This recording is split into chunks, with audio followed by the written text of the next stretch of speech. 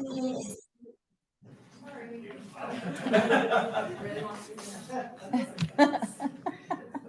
I got the green gavel. So I call the Environmental Stewardship Committee meeting to order on Tuesday, September 10th. Good afternoon and welcome to our September meeting of the Mecklenburg County Environmental Stewardship Committee. I am Commissioner Elaine Powell and I serve as the chair. We are committed to the important work of maintaining, protecting, preserving, and enhancing our environment so that all residents can thrive. A virtual attendance option is offered as an alternate mode of accessibility to our meeting today. We welcome the public who have been provided a call-in number to access this meeting. Those attending virtually are asked to display your full name on Zoom so that we can record your attendance in the minutes. Additionally, virtual attendees are asked to remain muted and use the chat box to submit any questions or comments that you have so that we can read them aloud if we have time. The agenda, meeting minutes, and presentations for today were sent out to those already on our distribution list. If any one of you did not receive these and you would like a copy, please make your request via email to Erin Stanforth. Her email address is Erin, ERIN .Stanforth, STANFORTH @mecnc.gov. We will begin today's meeting by having each board member identify him or herself so the record will reflect who is present and participating in the meeting. I will introduce myself and call upon each of my colleagues to do the same as I call out their district. Again, I am Commissioner Elaine Powell. I represent the people of District 1, and I serve as chair of the Environmental Stewardship Committee. District 4. Thank you, Madam Chair. Good afternoon, everyone. Mark Jarrell, District 4. District 6. Good afternoon. My name is Susan Rodriguez McDowell, and I'm elected by the people of District 6. The entire county at large. Lee Altman, Commissioner serving at large, and thank you. For the record, all commissioners have acknowledged their presence for the meeting. Therefore, we have a quorum. I will now ask Erin Stanforth to assist with other introductions for people who are joining us today. Thanks, Commissioner Powell. With us online, we have Andy Fair, Beth Whites with Davidson Lands Conservancy, Krista Rogers, Peter Cook, Dave Cable, Ellie Riggs with Catawba Riverkeepers, Aishua Pierce, Jonathan Navarro with NCDAQ, Juliana Hawley, Jacqueline McNeil, Megan Green, Olivia Edwards, Sean Bloom, Sean Taylor, Shauna Caldwell, Susan Hall, Tammy Manning, and Sheldon Turner. And then present here in the room. I'm Erin Stanforth, Sustainability Manager for Mecklenburg County.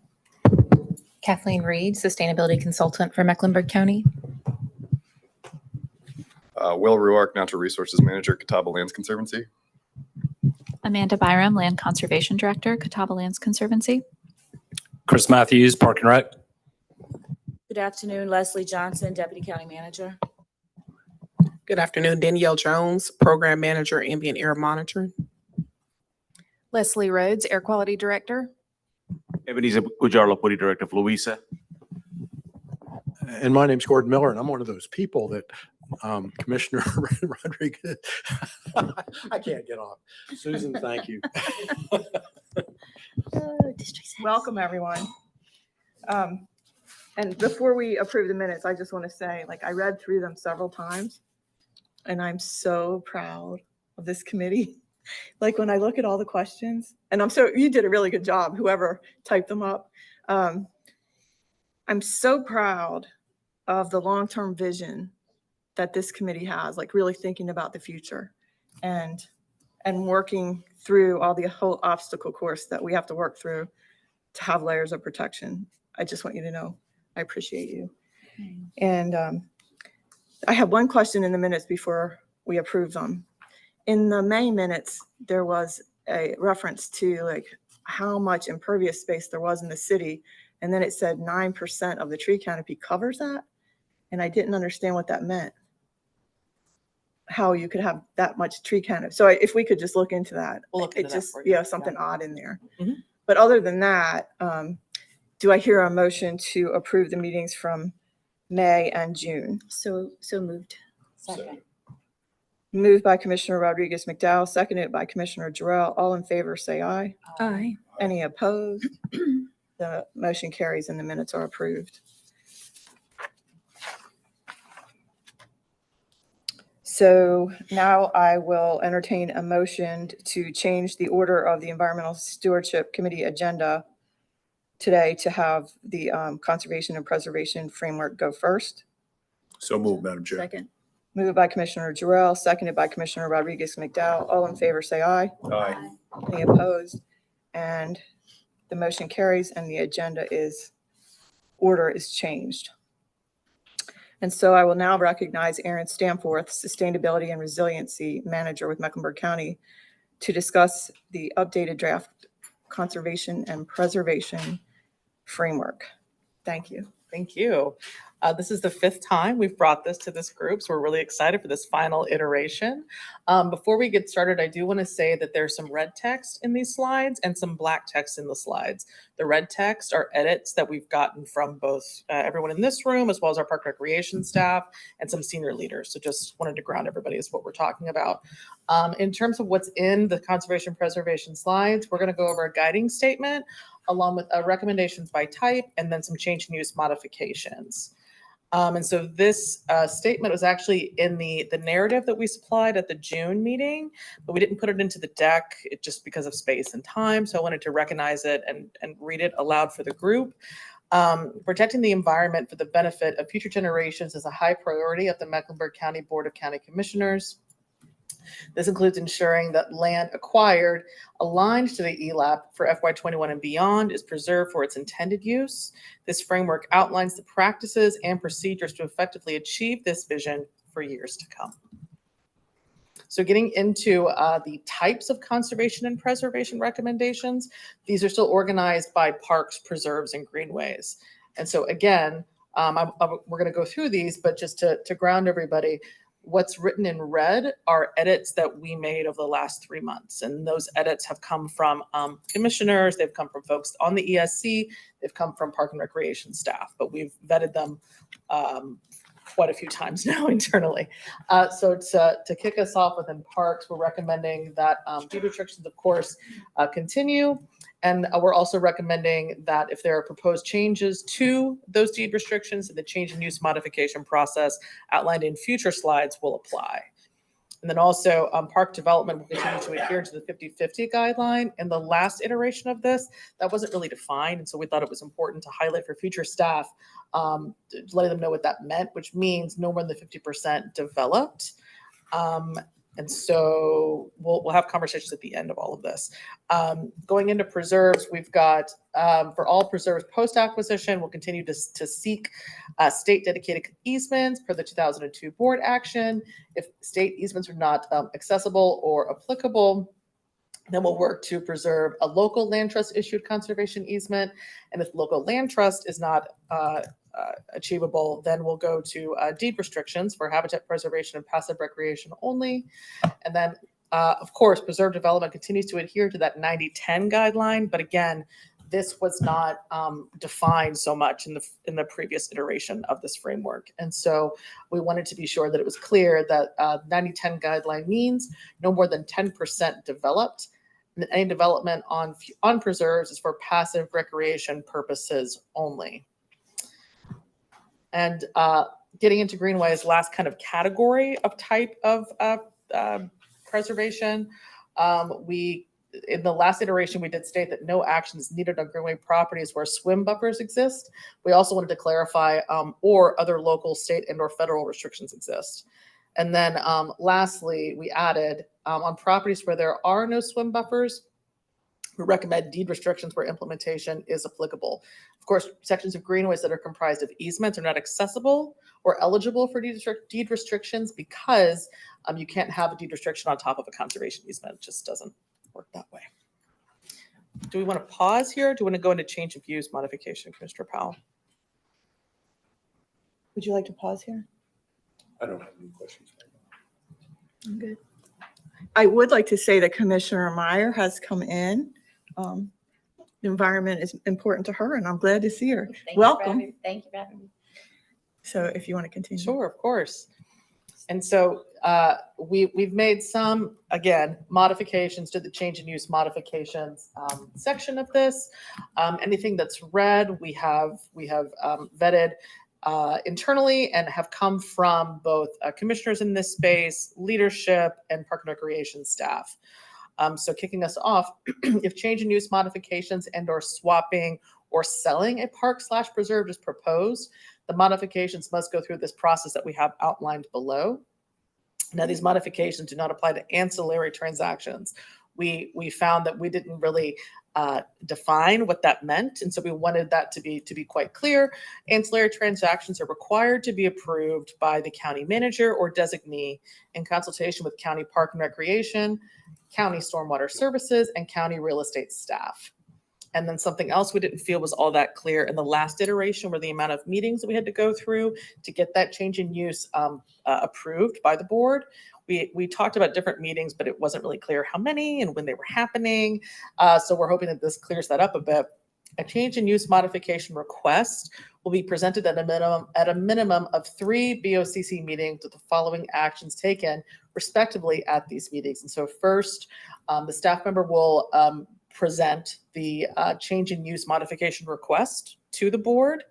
And then they will also announce that there's going to be a public hearing if the board does approve that. The second meeting is to hold a public hearing about that change in use. And then the third is to take action, meaning the board takes action, approving or denying the change in use request. So I'm hoping that's a bit clearer from how we talked about it last 3 months ago. Can I jump in here? Sure, please. Because there is some like heartburn over some of the wording. So in ancillary transactions are required to be approved by the county manager or designee. Tell me, I want to hear what my colleagues think. I think it should say required consultation. Instead of just in consultation. Yeah. Because I was happy to see the in consultation, but it's not like and- needy enough. No, and like this is our expectation. Our expectation is that when things come to us, that significant work has already been done. And significant work can't be done if Park and Rec, County Stormwater, and County Real Estate, but really County Park and Rec and Stormwater together, like significant work should be done before it ever goes to the county manager. And so I think it should say required consultation. So to be clear, you're saying In required consultation. to be approved by county manager or designee, require, or we'll wordsmith that. Yeah, I think that's Sure. important because that's our expectation. Like, we don't want any surprises that, Sure. you know, I just want to make sure that we do that, and then we just make sure that the board support it. And I'm not saying that y'all don't. That's So moved. yeah. And so would you like a motion for that? So I make a motion that we put required consultation, or I can't make a motion. I will entertain a motion. So moved. Moved by Commissioner Rodriguez McDowell, seconded by Commissioner Jarrell. All in favor, say aye. Aye. Any opposed? And the motion carries. Okay, Anything else on this slide? anything else? Keep going. Thank you. Right, of course. And so just, there's a few changes to the verbiage here in this modification process, but we also changed just the layout, but it looks a little bit different. We pulled out the steps and then talked about what the steps mean in the following slides. And so the change in use modification must first come to the board to present the proposed change in use, receive approval to conduct a public hearing.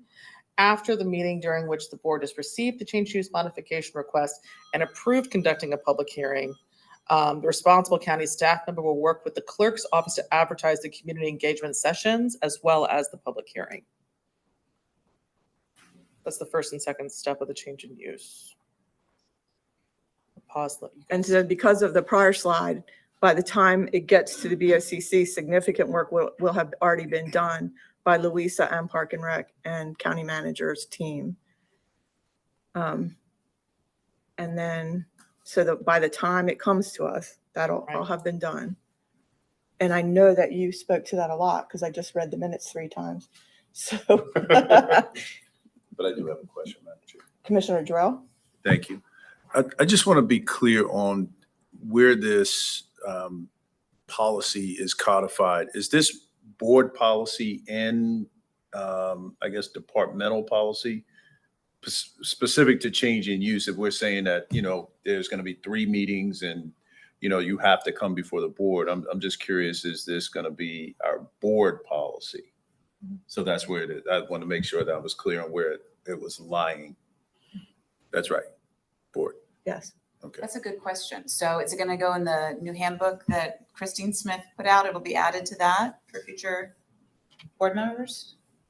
I think it needs to be. Well, That's why I wanted to clarify, because I'm that's expecting right. a change in use section. So there. Right. what I would say is a couple different things. If I was to get in the legal definition of a policy, all of this as outlined probably does not equal a policy, right? Because it's more procedural based. Process is a procedural base, not a policy. Notwithstanding that, we are asking for the board to endorse and say, yes, this is what we're going to do, and we're going to stick to this as our process for moving forward. So if the language and how it's phrased isn't like how we have our policies at all. The language as is phrased is which is why it's called a framework. It is, these are the steps that are expected to be done in order to execute it. Now, with that being stated, can we have this so it's included in the packet or whatever that y'all have for board? Most definitely, but it's not a policy. The way it's phrased, it's not like a lot of the other policies is where, I'm just trying to say there's other legal phraseologies that typically go with our policies as we have them to date. I just think we want to be sure that when all of us are gone and there are new people here, if it's not in the book and they don't know about it, it might as well didn't happen. It can definitely be in the book. I mean, I don't think that's a So we just problem wanna at know all. it's It can true. definitely be in the book. But even if it, I guess I want to drill down a little bit more, because I think that's a distinction I was trying to make with respect to procedure versus departmental policy and then board policy, because a lot of the discussion was around, or a lot of the discussion I had was really this idea of not being able to undo something, right? And a future board making it very, very difficult, putting hurdles in place. Can Madam Chair, is it in bounds to say, how do we come back to even have a discussion on how to make it board policy, not just put it in the book for, I guess, reference, but to make it an actual board policy, I guess is what I'm trying So to I have an say. alternative. That's how you want to get to that end. Sure. What it would be is it would have, in theory, it would not have, when you get to, it would, in theory, it would say, whereas protecting the environment, blase, blase, then it would go into that there would be 3 categorizations, which you have here, and it's recommended. So we would change the phraseology, the language a little bit to mirror this, where it will probably be somewhat different, and I'd have to have consultation with Tyrone. When you start getting into the steps would not show out in a policy. So you would have this other supporting documentation. Like if you think about when, slightly different but comparable, when you did the environmental leadership action policy, it had all of that language for the policy. And then we said, and then it had a reference to follow the steps of the action plan, to implement the action plan. And so in that instance, it would make reference. It doesn't mean that you can't have it as an attachment or something as a reference, but then you would then kind of go and to follow the change of use modification procedures or something like that. And that can easily be done if that's what y'all would like to do. So Commissioner Rodriguez-McDowell? So does that mean we need to take a step to make it become part of the ELAP? And no, because my other question is how binding is this? That's the real thing we're getting at, right? Is this binding or not? No, what I'm hearing is the opportunity to come up with a conservation, preservation, acquisition, resolution, or something like that. The phraseology would align to comparables like the environmental leadership policy, which is separate. Mm-hmm. here's something else that's here referenced, because you can't get to the level of detail of this in the environmental leadership policy. They're kind of two things. Just like it's made reference, there's something here than 2002. Well, I should go back here. There's already reference, like there was a board action for all preserves, acquisition, contingency, dedication, conservation easements per the 2002 board action. So there was a board action that makes that already in play. So what we're trying to do is do like that, replicate it as a more broader level to include these other aspects that aren't there. So the board action will say that, you know, we're to follow through with this. You can do it as an alternative as creating a policy. The policy then would then make reference that the change of use would be what I'm going to say as outlined in the change of use modification procedures or something like that. And those two will have the interrelationship like that. So it can be done. It's just, it would just look slightly different than what you see right here. And that makes sense. Do you have to have a motion on that? For That's it to what be a y'all policy? so choose. You do. So before we have a motion, we can have all of this, every single bit of what we're doing, and then add a policy, correct? You can have this and you can have a policy and or, yeah, I mean, what I'm trying, to answer your question, yes, but you don't want, I would not recommend that you have something like this and they're identical other than phraseology like whereases. So if you're going to have a policy, to me, you need to have what you think of the core elements of that, which I think are the subsets of the introductory piece. It's for parks, preserves, and the like, it may be that it is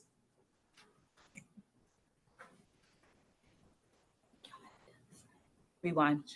We would come up with a way to phrase out, to create a different phraseology of this. So to get to your answer, I'm looking at it just differently. To get to your answer, yes, we could have the framework and we could have a policy, and we would need to craft some other language to go with the policy. It would be condensed because it would not have all the deets in this. And then you could just make reference the framework to associate it with it. Commissioner Altman, I need your lawyer brain. Well, respectfully, we just want the highest level of protection. I don't know that we need to be in the weeds of how to do that. But it's clear that we're not there yet. And so I just would say, rather than have us get all in the weeds, could you please take what we want, bring it to the lawyer, and codify it at the highest possible level? Thank you. Yeah, because we don't want to. And the one thing that I would say, what I'll add to it is the way that y'all were doing it didn't it didn't have the word policy, but it was still getting the higher level. It's no different than, I'm going to say, when you did the 2002 board action. Do you know what I'm saying? So once y'all approve it or endorse it, then you will be making it have the highest level that's what we're going to follow through. But there's an alternate way to get to that, and we'll find some solutions for you. I think we should let them come back and do. Because this part really matters. Commissioner Rodriguez-Miguel. Can it be an addendum to our ELAP? I think we just have to listen to Tyrone. Okay.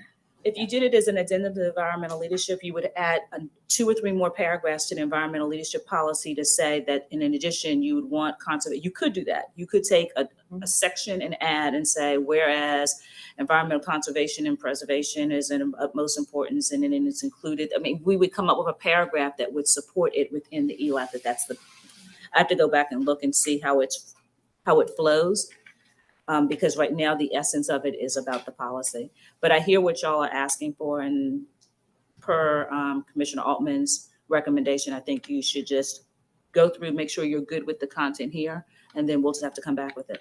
And we won't schedule it as the next steps as planned, probably as noted in the next subsequent slides. Thank you. Go back to one thing. Sure, Commissioner Jarrell. Do you mind going back to the previous slide? So I don't want to muddy the waters, but I do want to clarify.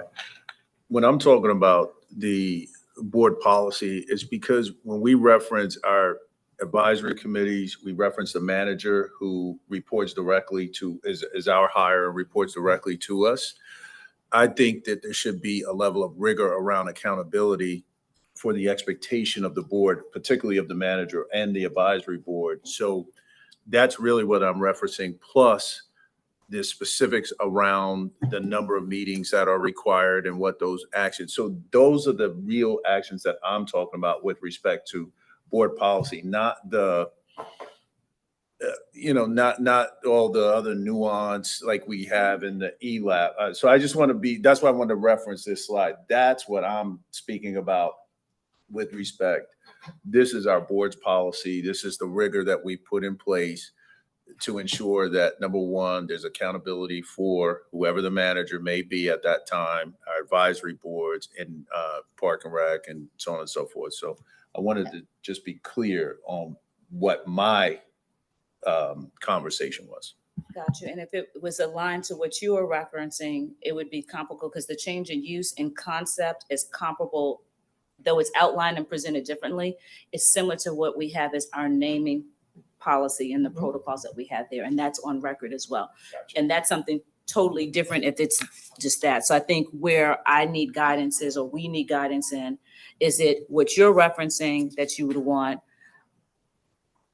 to ensure the accountability as it relates to these steps here that you see on this slide? And/or are you trying to have a separate policy that's just conservation and preservation, and then you have this as the more detailed to support it? Or the third option would be, do you have something, we'd have to assess it. Can we look and incorporate something within the existing environmental leadership about conservation preservation, though I would have to pull it up in just a second. And then depending on that, this would be the companion document. So what I've identified is at least 3 paths to address what I've heard thus far. And we want the highest path. They're all they all have the high, they all have high. They're just The very most different. protection. They're all high. They all will be endorsed or approved by the board, and then staff will accordingly proceed with it. So that part doesn't change at all. Okay. Thank you. And so getting back into that change in use modification process, we have the first 2 steps we just went over, and then we'll keep going into the 3rd and 4th step. That 3rd step is a public hearing, which will be held during a board meeting. And during the public hearing, residents and advisory board members will be able to give comments both in person and virtually if they choose. For residents that cannot make this meeting, they can submit their comments by email. And virtually is not an option anymore. Here it is in this meeting, but not at the board meeting. Isn't that correct? After what happened to Matthews? Could you, I'm sorry, I was trying to find something about the environmental That's leadership. okay. So I think you can, what was the question? Oh, Can what- I don't know if people can still come in virtually into our board meetings. Yeah, it's a good question. Got I you. don't think they can. Yeah. No, we'll clear that We'll up. clear- That's a yeah, good we'll point. clarify. Thank you. certainly. And then the last step is voting on the change in use modification will occur at the subsequent meeting to the public hearing. And during this final meeting, the board will take action approving or denying the proposed change in use modification.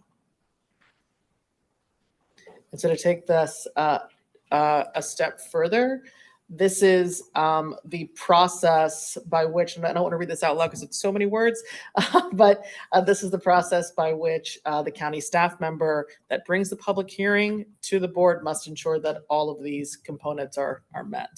It's about where residents live, proximity to the site in question, and then of course boundaries for notification may be increased on a case-by-case basis depending on the change in use and the particular parcel.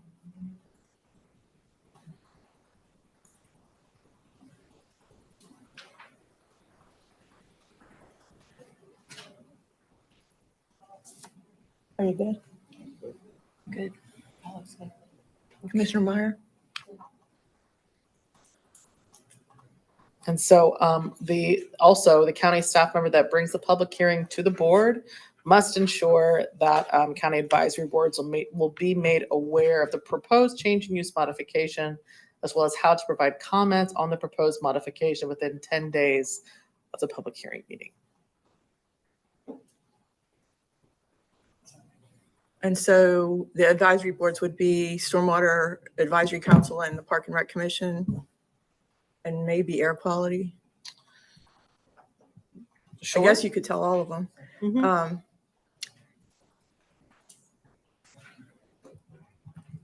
And is there a timeline for that? Like, when would you tell the advisory boards? Well, we have to let them know the proposed change in use within 10 days of the public hearing meeting. So I would say 10 days before the public hearing meeting at a minimum, depending on what it is, of course. I think the earlier the better. Like, I don't know if that's early enough. We used to, like, when I was on the park commission, we used to get things way in advance, Sure. but it wasn't changing our park use. Mhm. So I think the earlier the better. Well, I think it should, what I would react to is I would say minimally 10 days in advance, because what could occur is they all have different meeting dates and schedules and times. And so 30 days for one, it may not be enough for the other. But if that's the minimum number, what the intent would be for staff is, as soon as we know that there's, in theory, as soon as it's being contemplated even before the public hearing, that information can be shared with the advisory boards. Now, where does that show up relative to their meeting date and time? You just don't know if they have enough time to socialize it. And the next meeting date doesn't necessarily between the public hearing and when it comes potentially back to the Board of County Commissioners for a decision. It doesn't say that they have to be immediately subsequent meetings. So if there's not enough runway time for the respective advisory boards to be able to react and comment, that third meeting could be at a different time. It's not like they have to be every 2 weeks apart from each other. So I think you have to have that flexibility depending on the timing of what happens. But I would say the intent is to ensure that everybody has the adequate enough time in advance of anybody making a decision. Good. Because the sooner the better. Because people that volunteer really, want to weigh in, and they matter. Their input is valuable. So I just want to make sure they get it early. Are there any other questions? A little comment. Okay. Whoever picked all these tree pictures. They're gorgeous, aren't they? Nice. I agree. Like, that is awesome. I love that picture. Fall was my favorite season, so I was like, A lot of them are actually taken at our parks. I know. Yeah. I know. Yeah. Like, You can pinpoint where they are, can't you? no. I was going to say that they're so tall that they're probably at the Paul Creek Greenway. Awesome. And so last, but I guess this is no longer applicable. Our goal was to present this framework as a concept to public policy on the 8th. Obviously, we're not doing that now, but we did want to share. This was asked. Let me move this little box right here. We did want to share the amount of acreage we're talking about going through this process. So this is all, all acres that have been purchased of park and open space since FY21 forward.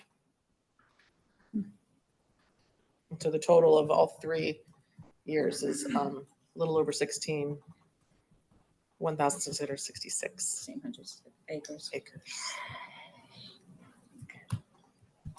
Write that down, Commissioner Meyer.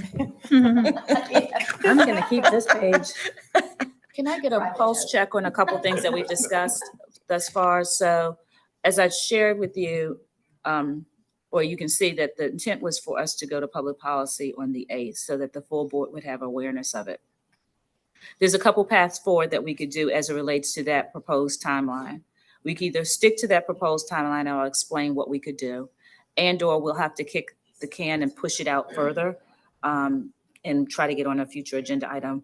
Our intent is to do it at a public policy workshop and ensure that it has enough opportunity for people to be engaged and have questions and answers versus it being in a regular meeting where things seem to be very quick and moving and timing management. If it is to remain on October 8th, a path forward could be, clearly we can share with them to have this understanding. If we already have at that time, an alternate or companion solution to based on comments received, we could have that, and or just know that that second part would be socialized with you as a environmental stewardship committee at y'all's next meeting in October if we had to do that. Another alternative besides that, if we had them both already at the same time, great. If we didn't, the recommendation where it was to put it in the environmental leadership policy, after quick scanning and review, I don't think that's your best path forward, because everything in that policy is of higher, more conceptual. And when it starts getting a little bit more specific, it makes reference to what should be outlined in the environmental leadership action plan.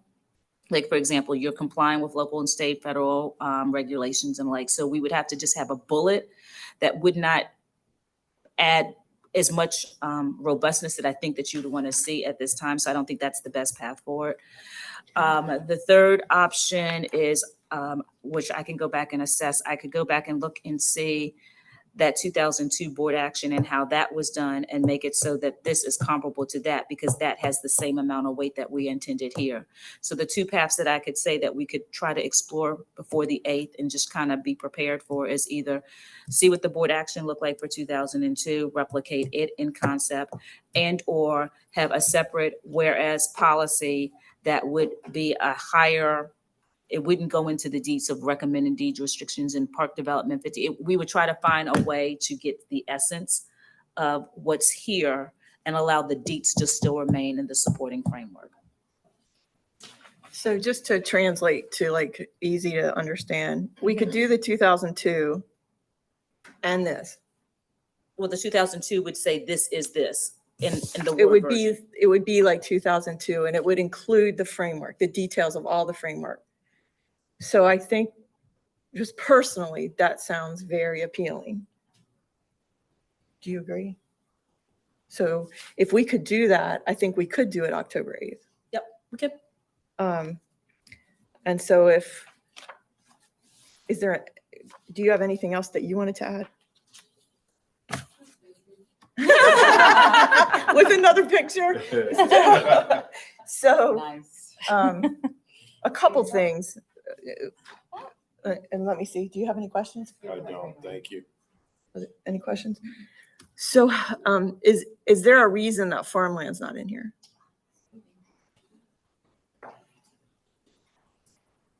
No, there's no reason. But the reason why I say that, what I would say more broadly is farmland we've gotten to date, right,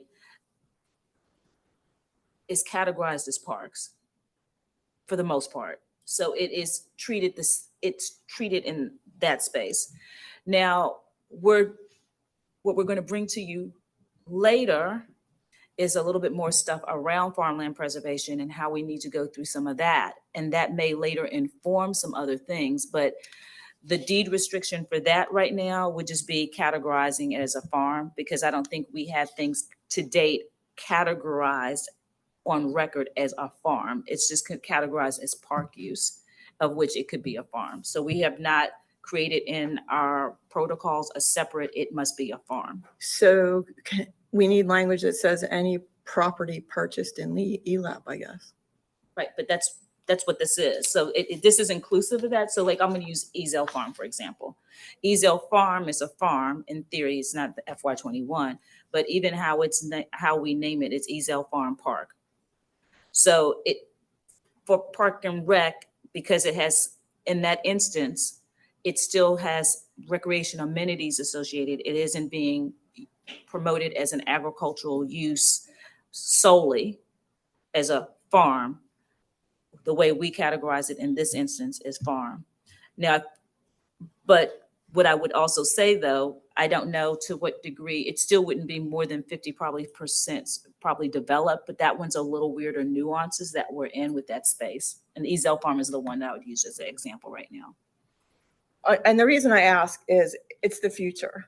And so we're thinking of the future. And so we have parks, preserves, greenways, and maybe if it should just say, I don't know, you tell me, comma, farm or land or ELAP. It doesn't harm anymore. Definitely anything that's acquired with ELAP, it will be definitely included in here, right? If we want to put in farmland, we can. And or we could always, once we know more what that's going to look like, when we start building out what that conservation looks like, we could always come back and amend it. But in the short term, if you want to get it out now, in the short term, we could easily put in that, where's the earlier, private environment priority, ensuring land acquired to the ELAP plan is preserved for the intended use. And you think we could, let me marinate and see if there's another way to solve to it, but I hear what you're asking for. Because we don't have the deeds for farmland preservation of what we're going to do right this time. And that's fine, as long as we're protecting, like you said, for its intended use, whatever the intended use is in ELAP. And so I'm glad you pointed that out. I also think it's important, like, I think we all have major heartburn. We have understanding of why we're doing fiscal year 21 and until now. We get it. But I think we need to have some kind of aspirational statement, like for when that's all done. Can we get to that after we come back at another time? When one of the first things that says next steps is that we're going to have to understand the resources, because changing this, I get the aspiration. I'm not discounting the aspiration. There's resources, time, money, and the like that has to go with this. And we haven't even fully got the dollar amount that's going to be impacted for us to do for the 1,600 acres that we're seeing from ELAP forward. Now it becomes easier moving forward as we acquire, because then now we know this, we can ensure that we do the legal process when we're going through the process. But now we've got to go backwards, and that's just a lot more for our staff commitments and stuff like that. And we all understand that, which is why this is really, like, this is a step forward, but there's still so many threats on the land that was purchased before 2021. And so maybe can I offer something different then? Sure.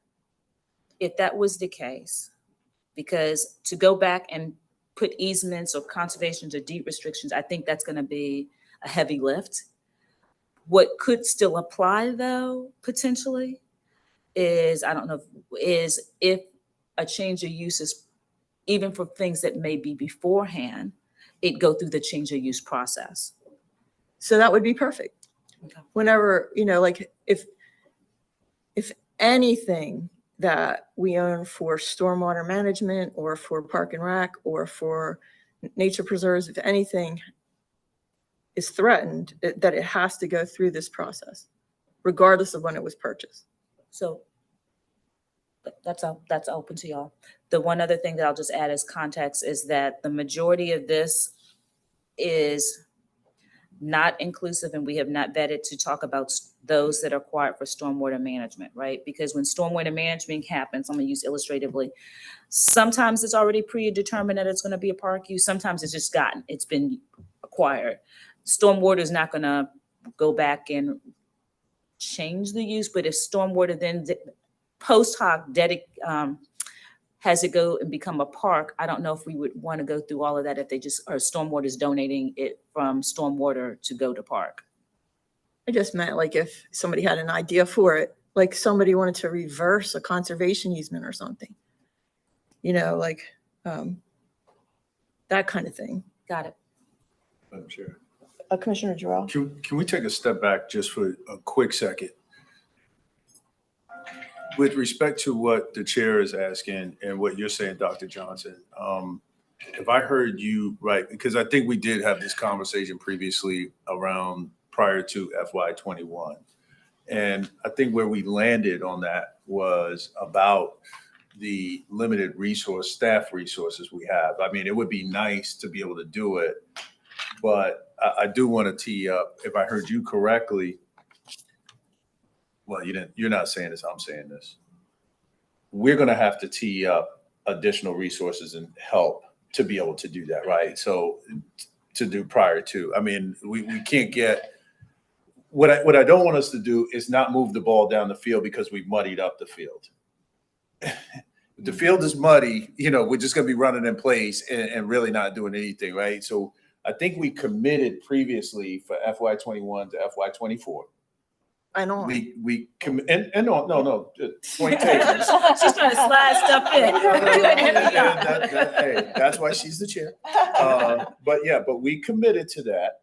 Now, if we want to take this retro look, which we do as a committee, we discuss that, let's be reasonable about the resource need and the workload that we're putting on staff as well. And so whatever that mechanism that we have to tee up to be able to provide help, I don't know if it's temporary or whatever, that's not my lane. But if you all can come back and let us know, hey, for you all to accomplish X, this is what we need. Let the board decide, and then we move forward from there to solve to what the chair is saying. But I don't want us to get all muddied up and we can't move the ball down the field. So I hope that sounds reasonable to you, Madam Chair, and to you, Dr. Johnson, as well. It does. And what I would say too is in the next step, it says that once we get to the board support, the full board support, our intention is to come back from at least from FY 21 to present, and there's going to be resources there. It's going to be staff and money that's going to be required in order to do what we have before us. Until we have an understanding what that ticket looks like, we don't need to open up Pandora's box for anything further back. But if we do, and it's going to take several years, it's not going to happen in 1 year. So we want to make sure that we have that landscape for you to have an understanding of the magnitude of what's going to be required, the cost is going to be required, the resources to be required before we commit to anything forward. Because I don't want to set ourselves up to fail and not to get anything accomplished. But I hear her aspiration.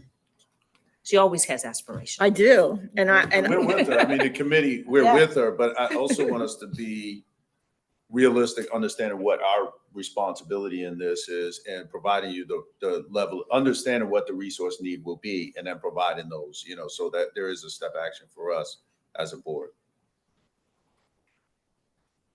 And I didn't know if we wanted to include any aspirational words in but other than that, like if there's no heartburn, does anyone have any comments? I think we're good. 5 times is a charm. I hate to say this, but I want to make sure I'm clear. Okay. Okay. We're going to stay on the public policy for October 8th. There's a few nuances, and I don't have it in front of me, that we're going to change. We're going to see how we can include farmland so it's clear in this documentation. I'm going to go back, or we're going to go back to the 2002 and see how we can replicate that with the intent of this. The third thing that I heard that we're going to be trying to do, I probably should look at it this way. There was a part where it made that for the ancillary, the consultation, make sure that it's required, the consultation is required. And I think that was the bulk of the 3 main things that I heard that needs to be done differently. And policy. Right, policy. The 2002? Yep. To make sure it's policy, so it's at the highest level with all the details. And are there any comments in the chat? And I care so deeply about community input. I just want to ask you guys, do you have any input? Any input? I would just add that we are very appreciative of the county's. Oh, thank you. With CLC, we're very appreciative of the county's commitment to furthering conservation and preservation in the area. I think I would be glad to speak to some of the specific process steps in terms of what it actually takes to acquire or donate a conservation easement, which might help staff develop a better understanding of a potential scope of work too. Chris, do you have any? Gordon, do you have any? Highest level. I I agree. just want to hear that over and over again. Yeah. Yeah. Whoever said it first, thank you. Yeah, whoever I complimented. Yeah. But definitely the spirit here of all of us is highest level. So, and I want to tell Commissioner Jarrell, I am used to the mud. I'm a tough nutter. So do you need us to make a motion to bring this to October 8th? No, ma'am. So we're good. Everyone's good with, Unless you want on record that y'all support what we've discussed thus far and you want to advance it to the full board on October 8th, but you don't have to because we already planned on the agenda. So just whatever's your preference. so I'll entertain a motion that says we're good with, Do we have a meeting on October 8th? Like a ESC meeting? no, it's a policy meeting. I know, but I just wondered if that would also coincide with our next. Oh, let me look. The next ESC is on October 8th. So you could, just do a once through if you wanted to, before it goes to before the public policy meeting. Well, if we were to do that, though, we made any edits, then we wouldn't be able to apply those edits Oh, right. from ESC. Yeah. I'll see that quickly. So is everyone good with Dr. Johnson's synopsis and going forward with this framework, with the things that she has summarized to October 8th? Would you like to make a motion? I will entertain it. You said it so beautifully. I will simply say, so moved. Second. Moved by Commissioner Altman, seconded by Commissioner Jarrell. All in favor of October 8th, say aye. Aye. Any opposed? The motion carries unanimously. Aren't you glad? I am. Wish we could read your mind right She's doing this. Well, maybe not. I Are don't you know. sure about that? I take that back. It's the Snoopy dance. She's doing the Snoopy dance. Like, woo, yes. Moving on, we have the Director of Air Quality with us, Leslie Rhodes. Welcome. Hey, thank you very much for time on your agenda this afternoon. I'm usually coming before you to talk about ozone, but I'm not today. We can talk about that too, but I'm here to give you an update on fine particulate matter. If you'll remember when your advisory board, the Air Quality Commission, came and presented their annual report to you all, they teed up this issue. That was by design. It is something that we've been working on. And as the air quality director, it is important to me that you all have a high degree of confidence in the work that we do, as well as the opportunity to ask questions. And so that's why I'm here today. Not because at this point in the process we have all the answers to the questions that you might ask, but because it is important for us to hear them and understand the work that is before us relative to the National Ambient Air Quality Standard for fine particulate matter. A couple of things just to recognize before we get started, or rather people and groups to recognize. Danielle Jones, as you heard earlier, is with me today. She is our Ambient Air Quality Program Manager. And so a lot of the concepts and data that I'll share with you today for awareness has come from the very hard work and dedicated work of her team. One of the things when I'm talking to people about the difference between personal air sensors and the data that we produce, because there's a space for both, but one of the things I try to emphasize is that the data that we produce is very high quality, very precise, with a high degree of accuracy. And that's all because of Danielle's team and the work that they do. So I do want to recognize that contribution. We also have some partners on the phone that are our state partners with the North Carolina Division of Air Quality. And I also can't emphasize enough how productive it is to have a collaborative relationship as a local air quality agency with your state agency. That is not the case in all of the states nationally, or even I would say in the Southeast. And so we're very aware of the benefits of that kind of relationship, and they are as well. And so the slides that you'll see today are a collaboration of efforts. They very much respect and build upon our local expertise, and we recognize the specific disciplines where they can go really deep into subject matter and skill set at the state level and kind of zoom out.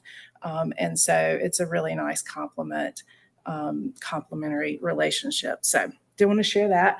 To start with, I'll try not to get in the weeds too much, you guys. So that's kind of hard because we talk about this stuff a lot, but I'll really try not to get into the weeds too much. But I do want to just give you a little bit of information about fine particulate matter, and particularly this graphic on the right. So this is actually a copy of a sign that we have at our Friendship Air Quality Monitor in Friendship Park. And it's designed to help the public that visit that park and see our air quality monitor understand what it does. So you can see the red part of the instrument there is the part that actually measures the fine particulate matter. The green part of the instrument is what measures temperature. And then the little diagram on the right shows you a human hair and the size of a human hair, which is 50 microns versus fine particulate matter, which is 2.5 microns. And so just to understand how small the particles that we're talking about are.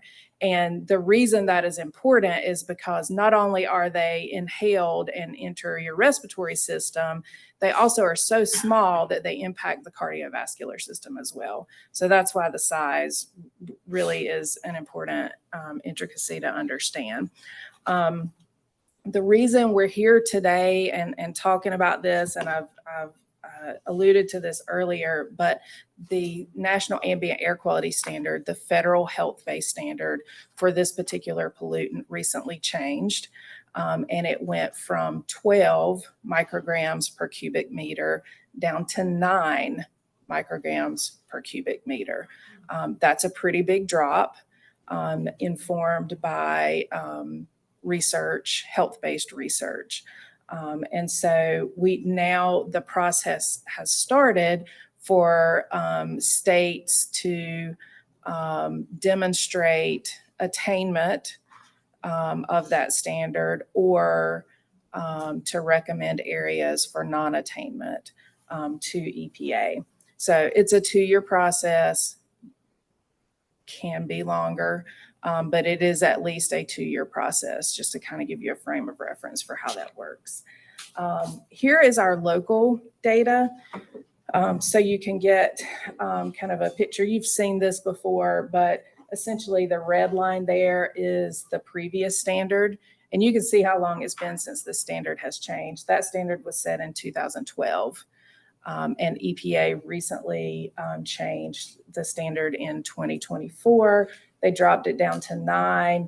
Our values have dropped significantly, as have the values throughout the state of North Carolina. But you can see in Charlotte, in Mecklenburg County, we are hovering right around where they set that standard of 9. Next slide. So it shows up here that there are 2 areas within North Carolina that are yellow on this map. And if you look at the kind of the bottom left-hand corner, it says that the values are greater than 9 micrograms per cubic meter due to exceptional events such as wildfires. And I'm going to spend a few slides talking to you about what that means. Exceptional event is a regulatory term that EPA uses. And I'm going to show you kind of how the wildfires have impacted our data, and why that matters, and kind of how that fits into the process. If you go, this slide, you can see how. So this is a separate standard. The standard that I'm here talking to you about today is an annual standard. There's also a 24-hour standard. And this graph that the state produced, this is statewide. This is their slide, but it shows how relatively few exceedances we have of that 24-hour standard. It is rarely exceeded, exceedance days, but you can see what happened in 2023 during the wildfires. That went like through the roof. And so what this does is try to illustrate for you the exceptional part of exceptional events. It's not something that traditionally happens every year. And keep going, Aaron. I had duplicate slides. One member of my team said, "Did you include those slides twice because you really wanted to emphasize them?" The answer is no, I didn't. That was a mistake. So I don't expect you to be able to read this on the slide, but it is provided to you for information. I just want you to realize that this is a 2-year-long process. It involves the state making a recommendation to EPA, the EPA recommending, making recommendations, publicly draft recommendations, and then finalizing those before an area is deemed attainment or non-attainment. One more slide. Within that 2-year process and coming up very soon is the time for us to look at that data and determine what parts of that data is really happening because of those exceptional events. So they're not our baseline PM 2.5 emissions, but exceptional events, in our case from wildfires. And so this, whoops, go back one. This describes how that process, the timeline for that process, and that is led by the state and supported by the data that we provide to them. So we've been working collaboratively with them on that data. Just to kind of, I like to try to tell a story about the data to help people kind of appreciate things like this. But normally our highest day within a year for fine particulate matter, you'd probably be surprised to learn what that day is. New Year's, 4th of July or New Year's. Mm-hmm. Yeah. So those 2 days, they're going to rank highest. Yeah. Because of fireworks. Those can also go through the exceptional event process, but it's 2 days a year. So there's never enough of them to matter. But when you layer on top of that high days from particularly these Canadian wildfires, the wildfire days definitely rise to the top. And they're the ones that through the state process, we've identified as the days that should be excluded from when you're looking at the data, determining attainment or non-attainment. So where is, if you look at where PM 2.5 is coming from, if I anticipate that is a question that you would have for me, what are the sources of fine particulate matter, right? And it seems like that would be a pretty straightforward question to answer. These next few slides, I'm not going to go into the weeds with them, but they're here to make a point to you, which is it's not as easy as pointing the finger at a specific source. That would be nice because then you design specific strategies for that particular source. But it's a little more complicated. So this chart is just to help you understand the slides that follow. If you go to the next one, this is a pie chart of statewide fine particulate matter emissions by sector. And if you'll notice in the bottom right-hand corner of this slide, it says direct emission. That means these are directly emitted. They're not formed in the atmosphere after they're emitted. It's directly emitted as fine particulate matter. And you'll see that the non-point category is the one that is the highest here. So that's what we call area sources, or a lot of little sources that are too small to measure individually, but they all combine, like home heating or residential wood burning, fireplaces, things like that. So that's what the direct emission pie chart tells you. But if you go to the next one, we're going to start looking at secondary emissions, because fine particulate matter is not just directly emitted, it's also formed from other pollutants in the atmosphere. This is what makes it a little tricky to pinpoint exact sources. So it is formed from NOx, which is nitrogen oxides, which is what you see on this slide. And you'll notice that statewide, non-road or on-road and non-road make up almost 50% of this pie. That's mobile sources, cars, trucks, off-road equipment. Where have you heard that before? Ozone discussions, right? So, and if you were to do this same pie chart just for Mecklenburg County, you would see more than that. You would see closer to 80% probably coming from on-road and non-road sources. So that's the NOx pie. If you go to the next one, you'll see sulfur dioxide, which also contributes to the formation of fine particulate matter. And for example, here statewide, the sort of violet piece of the pie that you see represented here is point sources. That's industrial sources. Mostly that's coal fire power plants, right? We don't have any of those in Mecklenburg. So if I just did a pie chart for you in Mecklenburg, like you wouldn't see much at all. But statewide, that's contributing, but it has declined a lot over the past 10 to 15 years. The next secondary source, again, would be VOC emissions. And if you look here, obviously the largest section of the pie is going to be contributions from wildfires. There are also those non-point sources. But again, all of these charts are to help you understand why it's difficult to say it's just coming from one particular source. But we do have, and Danielle's group produces what I'm going to call a fingerprint that helps us and the state learn a little bit more about the characteristics of our fine particulate matter. So, and go one more, Aaron. Our Garinger High School station is called an NCORE air monitoring station. And one of the things that we have there is called a speciation monitor.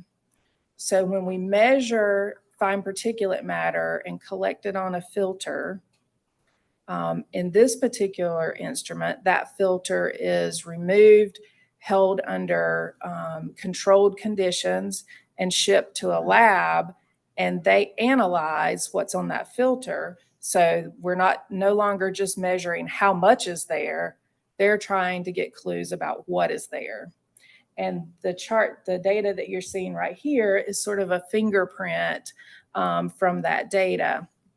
And so you can see the largest component in that fingerprint is that green bar, which is organic matter, which if you look at the chart that I gave you, the man-made sources of organic matter are motor vehicles, cooking oils, and household cleaners. So we know of those three things, what's going to overwhelm the pie in Mecklenburg County would be motor vehicles.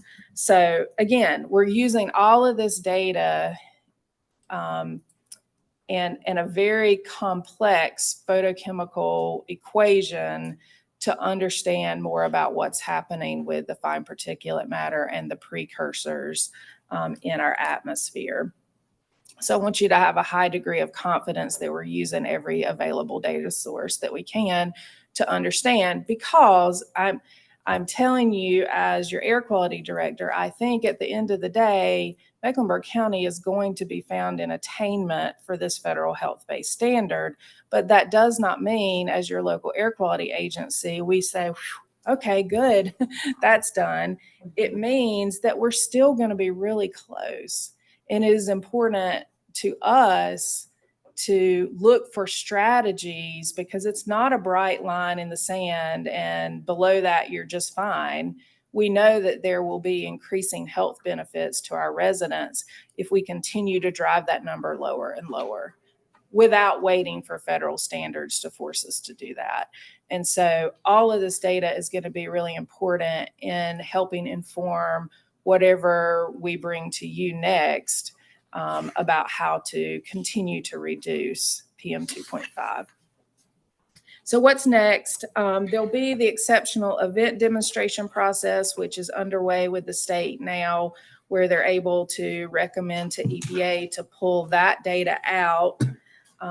And the 2024 data is going to be important because when EPA makes final designations, it will include this year's data, which we don't have yet, but it will include this year's data. And then the next step in the process would be that they finalize the attainment and non-attainment designations throughout the nation. And finally, I just want to share with you the services that we provide that are supporting this whole effort and make sure that you're really aware of the work that we do. Something that you'll see, this is a preview into our next strategic plan that we've been working on. We've been focusing on how do we communicate what it is that we do. And we've kind of settled on 3 activities. We want to stop talking about our services in silos like mobile sources, monitoring, permitting, and start talking about them in a way that resonates with residents. And so the areas that we've kind of settled on are measuring air quality, improving air quality, and then listening and responding to residents and stakeholders, right? And so everything that we do falls into one of those 3 buckets. And that goes for the bullet points on this slide as well. So we're collecting high quality data to support this designation process. EPA, the state can't make recommendations and EPA can't make designations if they don't have data that they can trust to base those decisions on. So the data that we collect must be high quality because policy decisions are made on that data. We also have hourly reporting of the data to the public for protection of their health, so that not only do you have this robust body of data that you can make decisions on this year, next year, 5 years from now, whenever you're looking at it, you also need timely data that the public can trust in order to make decisions about how to protect their health. We provide that as well. We're also, as I discussed with you earlier, looking for the local opportunities to reduce fine particulate matter. We regulate industrial sources of air pollution. We don't have a lot of large industrial sources for PM 2.5, but we do regulate that, and it has resulted in a reduction in those emissions. And then finally, increasing awareness about how people can access the air quality forecast. So when you do have these exceptional events, right, people know what they need to do to protect their health. So with that, I will open it up for questions. Would you like to start? That's fine. Listen, thank you so much, Danielle. Thank you for your work as well. A couple of comments. I really like the communication plan and approach that you've taken, the way you have revamped that. I think that's really important. Also, it's really striking to me as you go through as you read through the presentation, how this really interconnects with public health, as you so adequately teed up, and also with why we have a focus on environmental justice as well. And so where I see your connection point, it's critical to Mecklenburg County. To that point, the question that I have is around when we get state recommendations or federal recommendations, is that a political process, so to speak? Those standards, are they approved by, a political body like the General Assembly or something? So the National Ambient Air Quality Standards, that's an EPA, that's a federal standard setting process. And it is a political process, but it starts with science advisory team. So the recommendation comes from a group called KSAC, and then it goes to the EPA administrator, who is a political appointee. But it doesn't need congressional approval necessarily, right? Okay. And then the final thing I would say is the other tie-in is obviously to transit. When you think about the bar graph that you had and where the green section, where it comes, and that's another reason why it's so important. That discussion around transit is so important for Mecklenburg County and the rest of the state. Thank you, Madam Chair. Thank you. Commissioner Altman? Thank you so much, Commissioner Durrell. I was thinking the same thing, and I really am grateful to you for lifting that up. So fine particulate matter, is that the term that is used to describe most air pollution as lay people understand it? No, it is one of 6 criteria air pollutants. So we talk a lot about ozone. That is a criteria air pollutant, fine particulate matter. And historically, those have been the 2 of concern in Mecklenburg County. Okay. And so your presentation wasn't about ozone. Correct. Okay. And why? But because the standard for ozone has not changed and we are currently meeting it. Okay. You will notice a lot of overlaps with what you hear about ozone, though, because they are some of the same sources. Okay. Is it still the case that single car ridership, or, cars on the road, I guess not only single cars, but, vehicles emissions. are the single biggest driver of ozone? Correct. Okay. And do you have any ability to put a rough number around what that contribution is? In ozone, it's greater than 80%. Okay. And when we think about, and very much lay person's terminology for me, what we need to have healthy air to breathe, what percentage is ozone versus fine particulate matter? Like, which is, what's their share of the pie when it comes to what we need for healthy air? Like, how much is ozone? Is it 50% of the pie? Right. Is it more? That's a tough question to answer with data, but I understand which one should we be most concerned about? I think is what you're getting at. Historically, ozone has been more problematic for the Charlotte region. Okay. And I think once you look at the data with those exceptional events removed for fine particulate matter, ozone still kind of prevails. But we're getting to a point where as the standards ratchet down, they really are both of concern. And so when you receive an air quality forecast that is green or yellow or orange or red, it's now changed so that it's going to be whichever the prevailing pollutant is, PM 2.5, fine particulate matter, or ozone. Mm-hmm. So air quality defined by that index for the public is both of those pollutants, either or, whichever one is the worst on that day. So a day could be orange because of fine particulate matter. It could be orange because of ozone, or both. We're still going to call it orange. But for policymakers who are trying to do the most good as quickly as possible, Right, and take a whack at the harm and bring it down, to me, not having any most superficial understanding of the science here, the most impactful thing we could do is get more cars off the road. absolutely. Okay.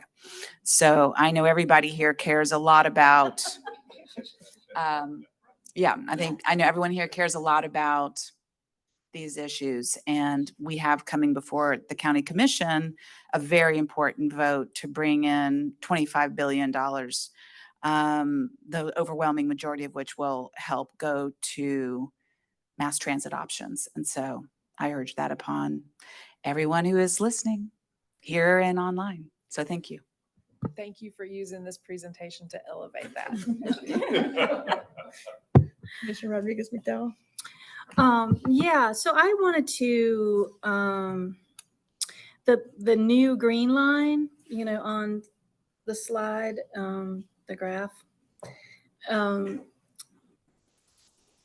The one that shows the baseline that they've lowered, is the idea that they're going to continue to lower it so that the standards get more and more, stricter, so that, the air quality is better and better, because the lower the air quality is better. Right. That has historically happened over time. If you look back at the history of air quality standard setting, you don't go from point A to point C. It ratchets down over time. And a lot of that is because of the state of the research. As you get more research that drives standards lower, it becomes politically feasible to adopt those standards. Okay. And I'm not talking about the research we do. It's health research. Right. Okay. And then, is there like any consequences from the feds or the state or anything if we're not going below the line? Or yes, there are. An area, and we have been in that situation with ozone in the past. And so there is a whole body of regulatory requirements that come into an area that make it more difficult for businesses new businesses to move to an area and existing businesses to expand within an area. The transportation planning process, transportation conformity, you've probably heard that term thrown around. That is a result of areas being in non-attainment. So there are consequences. And just if you think about people evaluating quality of life in an area that they're considering moving to or staying in, that's one of the considerations, right? Yeah. So there are regulatory consequences, and then there are just quality of life consequences that people evaluate when they make decisions about where they live, work, and play. Okay. So the things that we're being compared to other, say, counties or whoever else is being monitored, is there much, like, I'm just trying to understand, like, if somebody says, well, Mecklenburg County isn't doing enough to get below the line, like, what more can government do if people continue to make the same choices that they make? Like, we don't, like, how can we, I know some of the things that we are doing, but I mean, would it be, adding more trees, is it like, what else could government do? I'll ask Commissioner Altman to shout it from the back again, which is transportation options. Yeah, well, and to that point, let me just say that if you give people a crummy option that they're not going to take and you spend billions of dollars on it, it is not going to help. So the right formula has to be come to so that people will actually ditch their cars. They're not going to ditch their cars for a bus if the bus doesn't have a dedicated freaking lane, and it's not going to under the current plan. So I am just saying that there is more than one way to skin this cat. So anyway, okay, I was just wondering, like, what other things are they saying about, about what can they say to Mecklenburg County? Like, you're not doing enough in what areas, planting more trees, changing the transportation, like what else can we control, Yeah, it's not, and this always sounds like I am pro tree, right? So Right. I love trees, Uh-huh. but they're not going to solve our air quality problem. Okay. So that's really important. Okay, good to know. Like that, like We couldn't plan enough. No. That's they a don't. better answer. They're not a magical filter Yeah. for air pollution like people want to believe that they are. Okay. Like, they are beneficial on so many levels, right? Mhm. But they're not the solution to our air quality problems. Okay. The primary driver of air pollution in Mecklenburg County is cars, trucks, and off-road equipment. And however you develop policies to get people out of single occupancy vehicles, Mhm. and turn over the diesel fleet that's operating in the county. So it's Right. newer, cleaner equipment. Those are the policies that are going to make the biggest dent in. And air so pollution. our way of leading the way is by, making choices for what we have control over, meaning our own fleet and the things that, the tools that we use to make sure they're not adding to the problem. And grants to reduce, Yes. replace aging Yeah. diesel engines. Okay. All right. Thank you. And I do want to give a plug to anyone that knows what lichens are. They grow on trees. The lichens do a really good job of removing particulate matter. I got to spend a day with a lichenologist, and they centrifuge the lichens, and they see all this particulate matter that they've absorbed. So the forest is important. I'm really glad that you were talking like as a human being, as someone who cares about others, because when you say ratchet it down, to get it ratcheted down means many, many, many decades of research to show that particulate matter hurts human health. Mhm. It should have probably happened a long time ago, but they have to prove it. Right. Oh, it's so hard for them to prove. And then when you see, you'll meet people in your life who have never smoked, who are diagnosed with stage 4 lung cancer, and they don't know how in the world they got it. There's so many people with pulmonary fibrosis who weren't firefighters.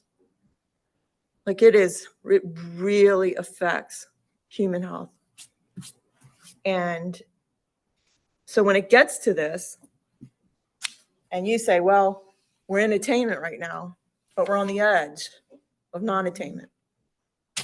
What can we do? It really does matter. And people in your job, it's really nice to have someone like you who cares, and a team I love your air quality team who really care about the air we're breathing, because I don't want anyone to suffer, but when you see children suffer, and it's so innocent, you can't see it. It's here. You can't see it. And they just go outside to play, and then they have an asthma event. And so, however we can help, let us know, because we want to be, because we know how to bring the thunder. So, we want to help, and it's such a hard thing.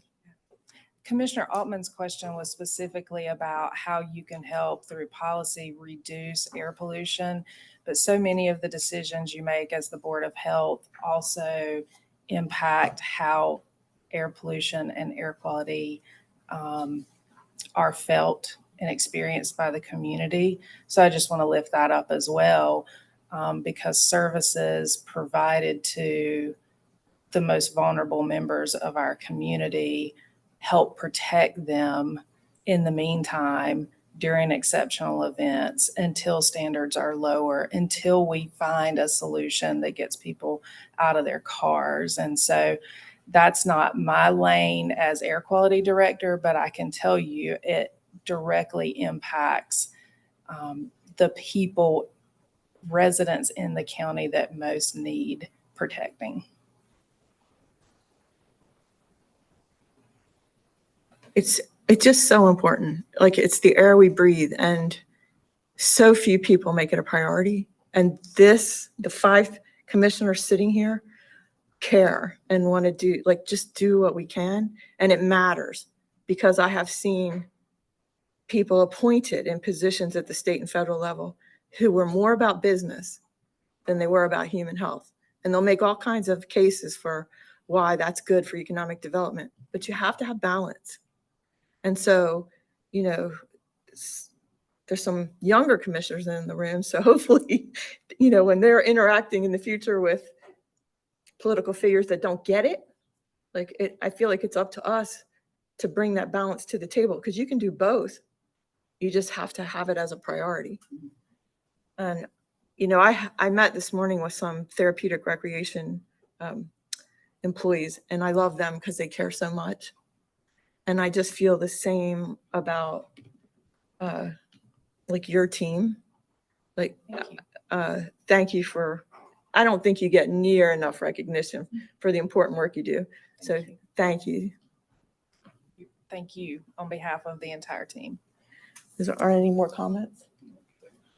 I have to say one thing. I know we're late. Commissioner Meyer? I just want to say, I hope you get asked by the campaign for the 1% sales tax for transportation to have input. Thank you. And isn't my understanding in the past, I haven't heard this recently, but the CMS bus fleet, like, that's a big polluter. I don't want to say that's a big polluter. It is a source of pollution, yes. And they have worked very diligently with our team's assistance to apply for grants to replace with cleaner diesel buses. We also have a way both online and by phone for people to report if they see visible emissions from a school bus, or actually a CATS bus as well. And we have contacts within our partner organizations where we can let them know they can get that particular vehicle in the fleet off the road, find out what's wrong, those kinds of things, address the visible emissions that have been seen. So we let residents take part in helping us do that. Thank you. And for everyone's homework tonight, look up nanoparticles. I thought you were going to say lichens. Lichens and nanoparticles. And a centrifuge. Because if Oh my God. If you think this particulate Find a matter, lichenologist. if this is scary, the nanoparticles are more scary. Yes. So I will entertain a motion to adjourn if everyone is ready. So moved. Second.